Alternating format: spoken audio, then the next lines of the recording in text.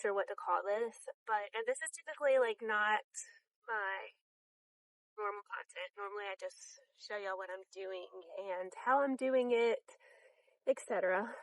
But I realized the last few days after talking to several people, and this is going to be their first year gardening, that there's a lot of garden, I'm going to call it FOMO, which is fear of missing out.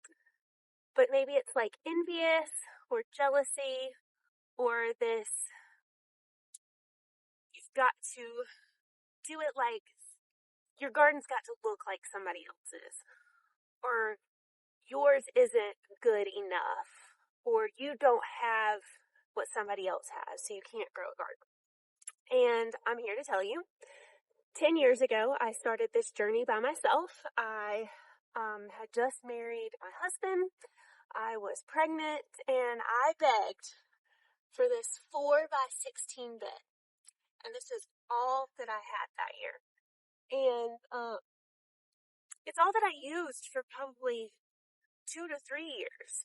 I had a baby and a toddler, of course. So this is all that I could handle at that time. And I was learning to garden by myself. I am from 2.5 hours west of here. Gardening is a little bit different, but not a lot. I had always helped my granddad.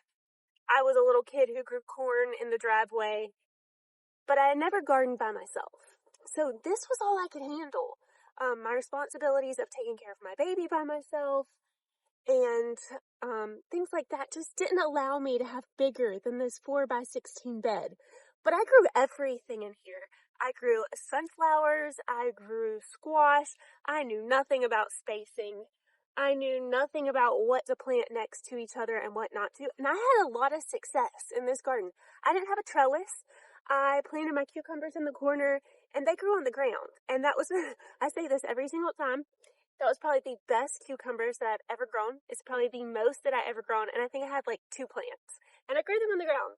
So every year I tell myself when I grow them up a trellis, I'm like, I need to go back to growing them on the ground like I did when I first started. But my point being is that all of us are in different places. So when you're viewing somebody's garden, don't get jealous. Don't get garden FOMO is what I'm going to call it. Because we're all at a different place. We all have access to different things.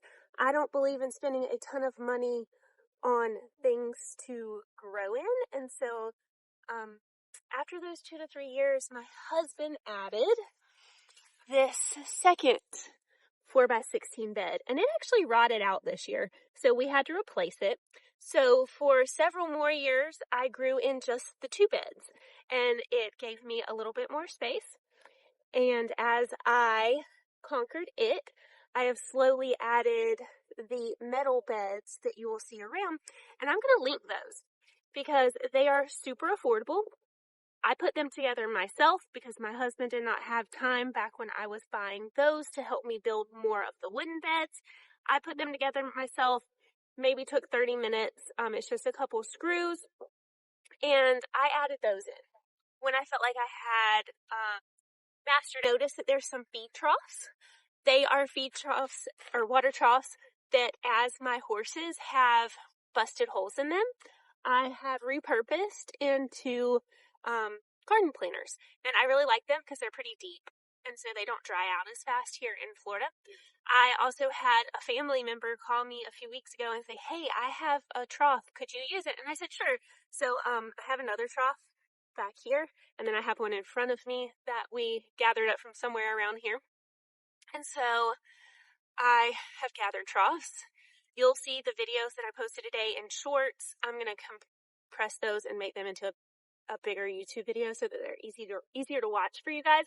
But I used baskets from the Dollar Tree last year to grow potatoes because I did not have my big in-ground garden. Last year, I mastered all of this, and last year I started, if you watched, I had like 75, 80 tomato plants, and that was because my grow lights fell. I thought the plants were burnt. kept them anyway, and they came back to life, and I ended up with 80 tomato plants, which I will never do again. 25 is going to be the max number. Let's see what I ended up with this year. Anyway, 25 tomato plants should be sufficient, and I ran out of space. There was nowhere for me to put them. And so my husband was like, let's just till up this dirt over here. Our land wash is really bad, and the water wash is right where we tilled up, but we've now figured out that if we run the rows the opposite direction of what I did last year, the water runs through the rows with the mounded up rows, and it'll work fine. It'll be perfect this year because we tested it out during the winter. But so last year was my first year with the giant in-ground garden, which has given me a lot more space this year to grow pollinator flowers and things like that. I had plans this year to expand and get the more, I was going to do 4 more wooden beds like these out in front here, but just things have happened and that's not going to happen this year. Unless my husband sees this video and then he'll like freak out and go, yeah, I promised you I would do that, and he'll go do it tomorrow because that's the type of personality he is. But I just feel like we've had so much going on with hurricanes and stuff that I haven't asked or reminded him that that was supposed to happen. So maybe next year.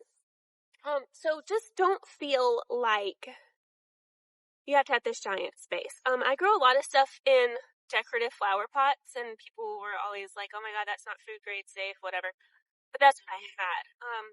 Buckets, 5-gallon buckets that I gathered around, mineral tubs from my dad, from feeding cows, and I've tried the cloth grow bags. My aunt just found a lot at the Amazon bin store. So if you have an Amazon bin store near you, we don't, but my aunt does. She brought me these 2 giant garbage bags full of cloth grow bags from the Amazon bin store that she found. So if you have an Amazon bin store near you, go check it out for garden stuff.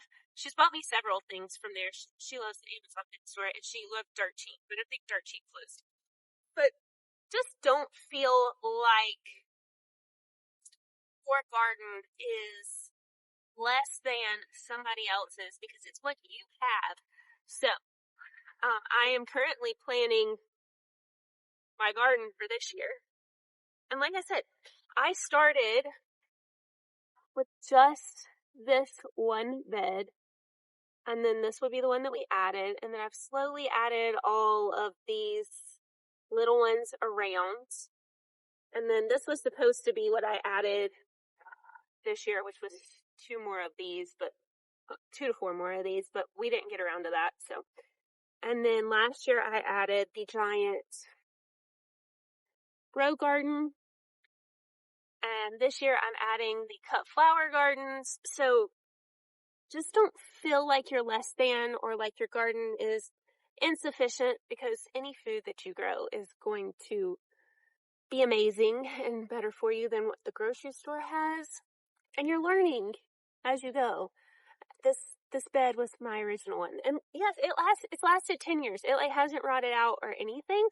Not really sure why that one did.